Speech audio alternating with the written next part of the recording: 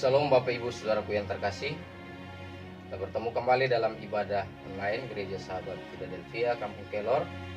Hari ini Minggu tanggal 20 Februari 2022. Baik, kita akan mulai ibadah kita. Kita mau angkat pujian dari Kidung Jemaat nomor 3 bait 1 sampai dengan bait yang ketiga. Kami puji dengan riang.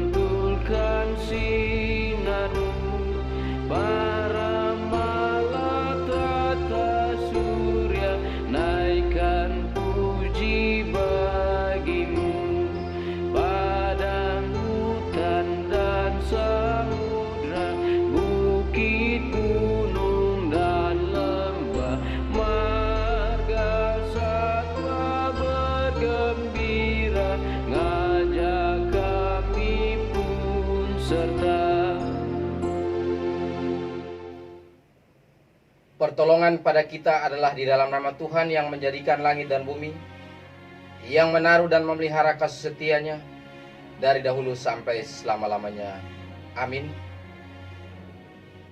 Kasih karunia dan damai sejahtera dari Allah Bapa kita dan dari Tuhan Yesus Kristus menyertai saudaraku sekalian. Yang menjadi nats pembimbing kita hari ini terambil dari 1 Korintus pasal 9 ayat 26 sampai 27.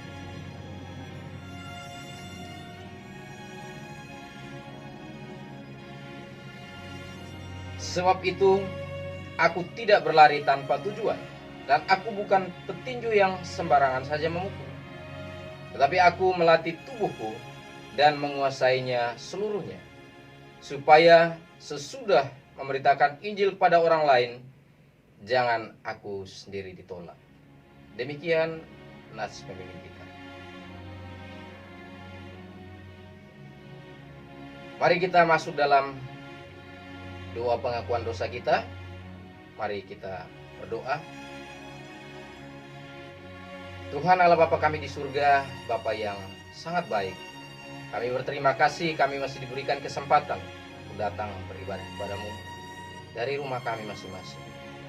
Pada kesempatan ini juga Tuhan, kami bersyukur kami diberikan waktu mengaku segala dosa kami yang telah kami lakukan tidak seturut dengan kehendak Tuhan.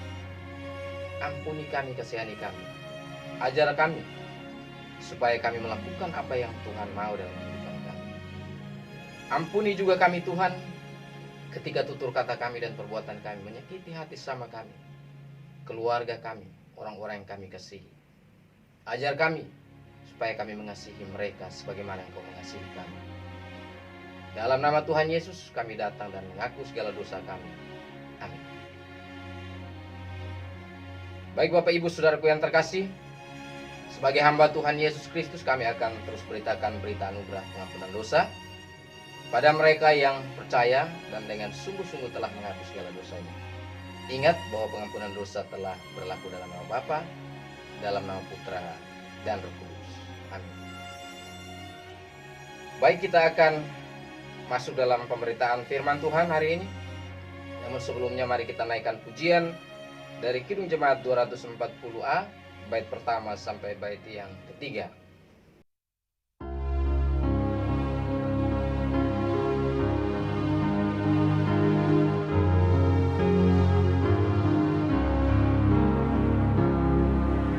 Datanglah ya sumber rahmat, selaraskan hatiku, menyanyikan kasih selamat yang tak kunjung berhenti.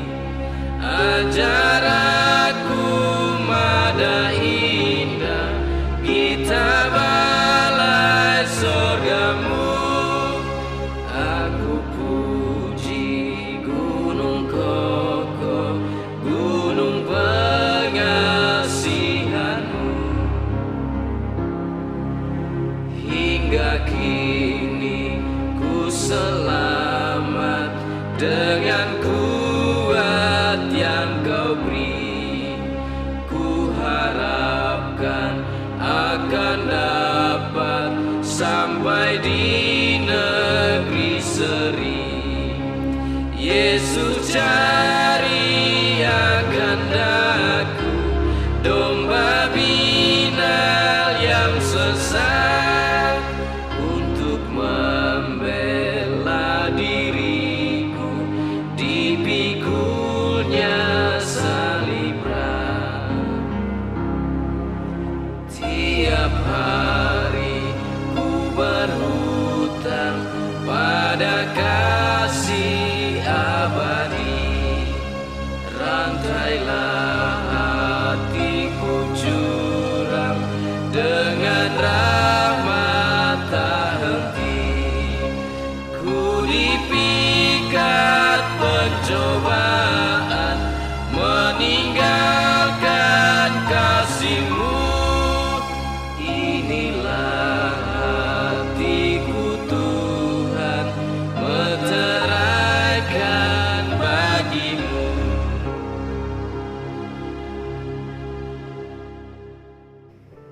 Mari kita berdoa untuk pemberitaan firman Tuhan hari ini. Tuhan Allah Bapa kami di surga, tiba saatnya kami akan membaca dan merenungkan kebenaran firman-Mu. Kuasai kami dengan kuasa Roh-Mu yang kudus, supaya kami diberikan pengertian yang baik untuk memahami firman, dan terus dituntun untuk kami melakukan dalam hidup kami. Dalam nama Yesus, firman yang hidup kami datang dan berdoa kepada Bapa di surga. Amin. Baik Bapak Ibu Saudaraku yang terkasih, hari ini kita akan membaca dan merenungkan firman Tuhan dari 1 Timotius pasal 4 ayat 8 sampai ayat yang ke-10. 1 Timotius pasal 4 ayat 8 sampai ayat yang ke-10 dengan tema menjaga kesehatan rohani kita.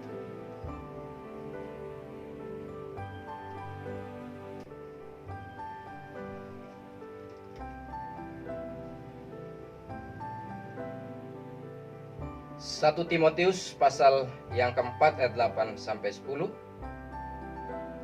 Latihan badani terbatas gunanya, tetapi ibadah itu berguna dalam segala hal, karena mengandung janji baik untuk hidup ini maupun untuk hidup yang akan datang.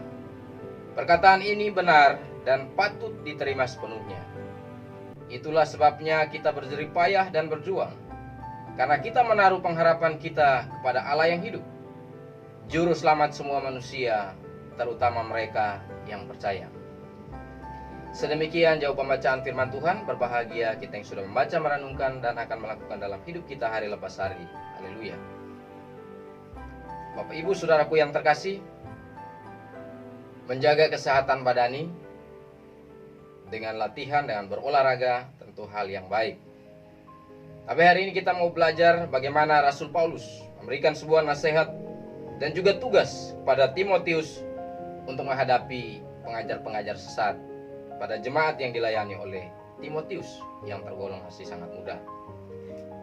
Bapak Ibu Saudaraku yang terkasih, Paulus mengingatkan bahwa latihan badani, kesehatan secara fisik penting, tapi lebih daripada itu adalah latihan kerohanian untuk tetap sehat rohani. Karena itu juga bisa membuat hidup kita lebih baik, baik sekarang maupun hidup yang akan datang. Ayat 8. Ibu saudaraku yang terkasih, beberapa hari yang lalu atau seminggu yang lalu kami mengalami sakit secara badani, secara fisik. Kami dan keluarga, anak-anak sampai istri. Tapi kami bersyukur bahwa masih diberikan kesempatan untuk bisa mengalami hal itu. Melihat bahwa ada kuasa yang begitu besar, kuasa Tuhan yang nyata yang ada dalam kehidupan kami, yaitu melalui pemulihan, melalui kesembuhan. Sampai hari ini masih terus dilakukan oleh Tuhan bagi kami. Juga terima kasih kepada jemaat yang terus mendoakan kami, dan juga saudara-saudara yang lain yang mengalami sakit juga datang memberikan perhatian kepada kami, baik jemaat Gereja Sahabat Philadelphia maupun ada dari guru-guru tempat istri mengajar dan juga orang tua murid. Bapak ibu saudaraku yang terkasih, di tengah pandemi ini semua orang berusaha menjaga kesehatannya, imun tubuh yang baik. Tapi tubuh kita lemah, badani kita lemah. Oleh karena itu wajar kalau kita mengalami hal sakit. Tapi perenungan kita hari ini mengingatkan kita bahwa ada hal yang lebih bahaya dari masalah badani kita atau jasmani kita, yaitu ketika kerohanian kita mengalami sakit. Bahkan ketika kita masih hidup pun masih bisa bernapas, tapi kerohanian kita mati. Apa itu kematian kerohanian atau sakit rohani?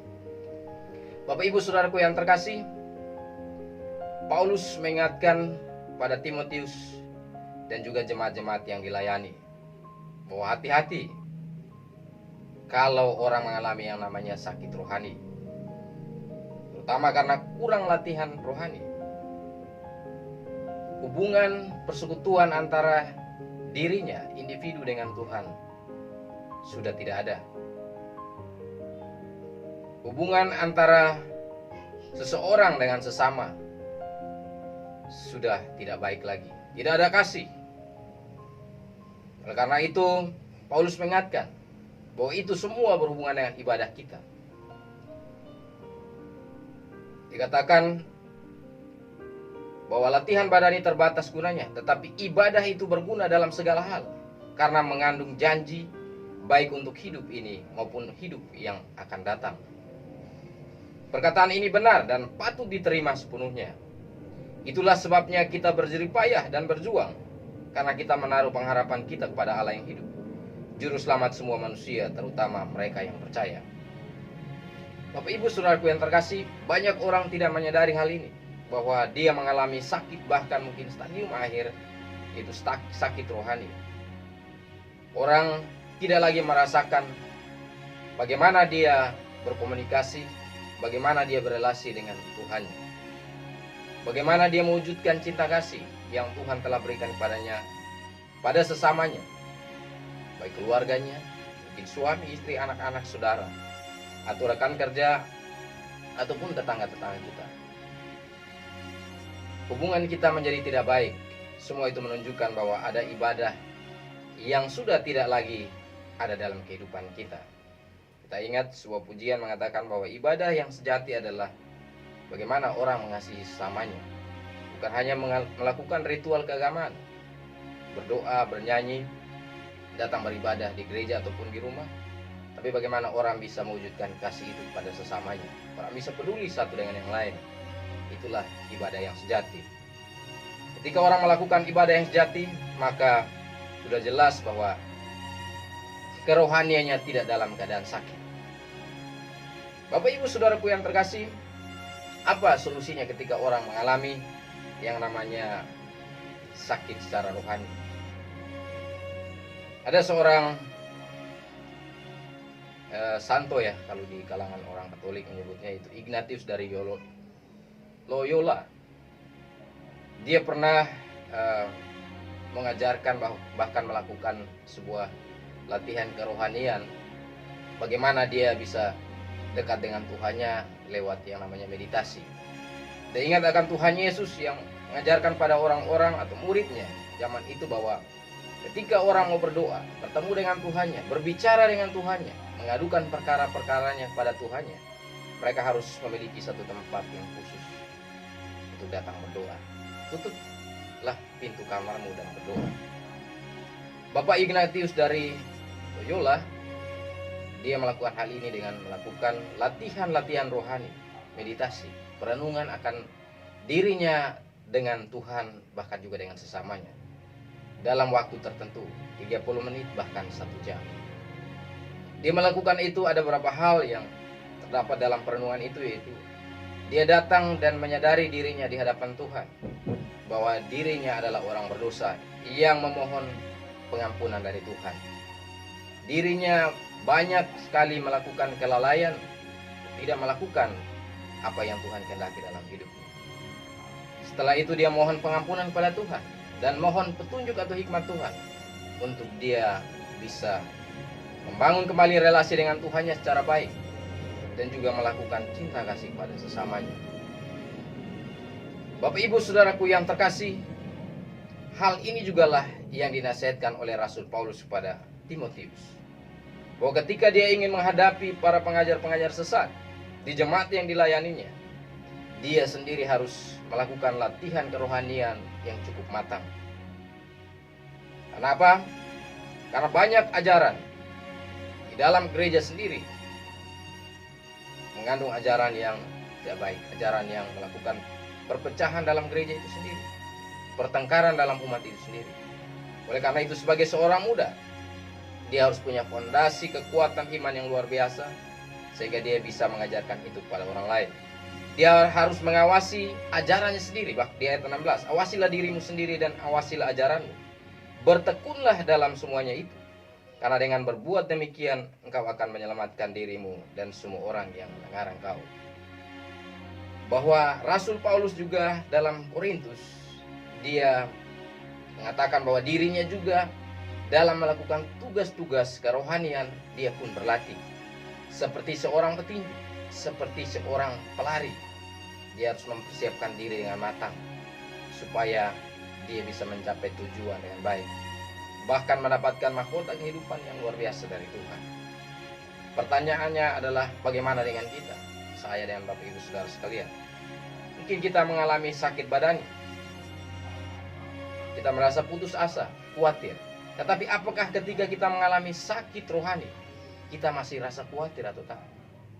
Bahkan banyak orang tidak menyadari itu, tidak peduli dengan hal itu. Tapi ingatlah bahwa sakit badani memang mengkhawatirkan, tapi seharusnya sakit rohani lebih mengkhawatirkan, membahayakan kehidupan kita. Bahkan kita yang hidup masih bernapas, tapi seakan-akan mati rohani, sangat menakutkan Bapak Ibu Saudara yang terkasih. Karena itu, kesempatan kali ini, marilah kita memang terus berlatih menjaga kesehatan jasmani kita, tapi ingat, yang paling penting, paling utama adalah menjaga kesehatan rohani kita, membina relasi kita dengan Tuhan dengan baik, membina relasi kita dengan sesama dengan baik. Bapak Ibu Saudaraku yang terkasih, memang tidak gampang untuk melakukan latihan-latihan rohani. Ada berbagai macam cara orang melakukan itu. Ada juga saya mengetahui ada ibadah Taisen namanya, kelompok orang-orang Kristen atau Nasrani yang melakukan hal itu. Meditasi juga, mereka pakai musik dan lain sebagainya. Tapi memang tidak semua orang bisa melakukan hal itu. Karena apa? Orang tidak lagi punya rasa takut, rasa khawatir ketika dia mengalami sakit Tuhan. Karena itu ketika kita diingatkan Tuhan bahwa kita dalam keadaan sakit, mungkin saya berbeda dengan Bapak Ibu Saudara sekalian. Mungkin saya atau orang lain mungkin lebih dalam ilustrasinya seperti orang sakit kanker stadium 1, 2, 3. Kita tidak tahu di mana kita, tapi paling tidak kita menyadari bahwa kita mengalami itu. Oleh karena itu, marilah kita kembali kepada Tuhan Yesus Kristus sebagai tabib yang ajaib, Dia tidak hanya menyembuhkan sakit badan kita, sakit jasmani kita, tapi Dia juga memulihkan, menyembuhkan sakit rohani kita. Mari tetaplah menjaga kesehatan kita secara badani, tapi lebih penting lagi menjaga kesehatan kita secara rohani. Amin. Tuhan berkati.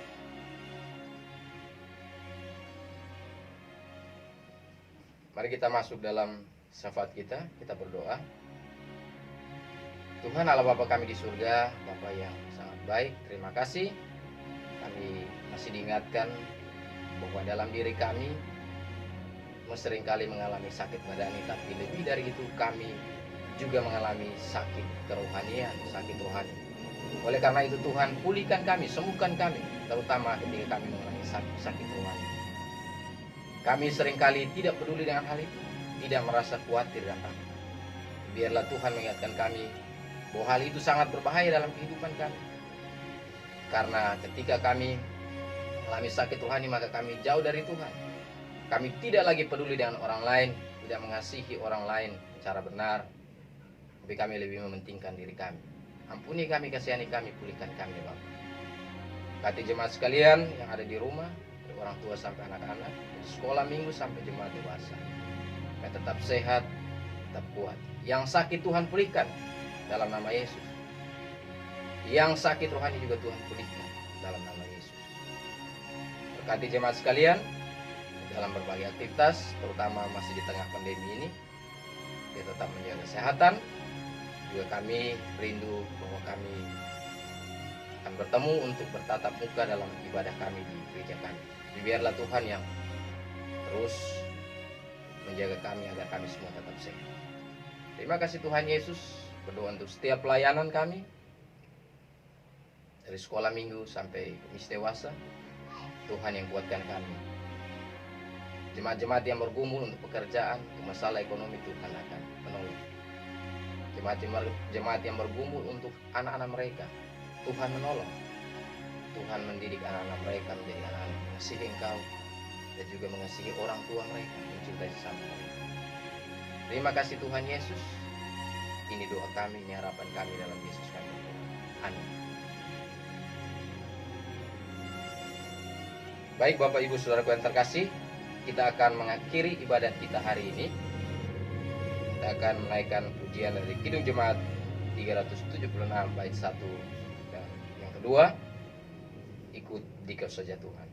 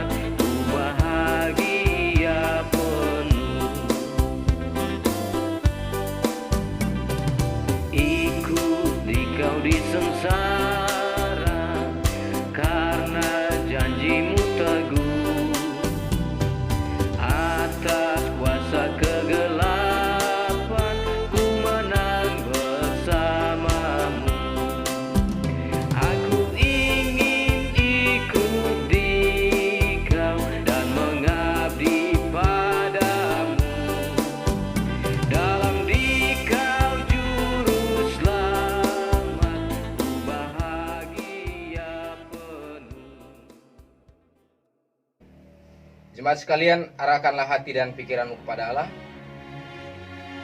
Jadilah saksi Kristus. Terpujilah Tuhan. Mari menerima berkat-Nya. Tuhan memberkati engkau dan melindungi engkau. Tuhan menyinari engkau dengan wajah-Nya dan memberi engkau kasih karunia.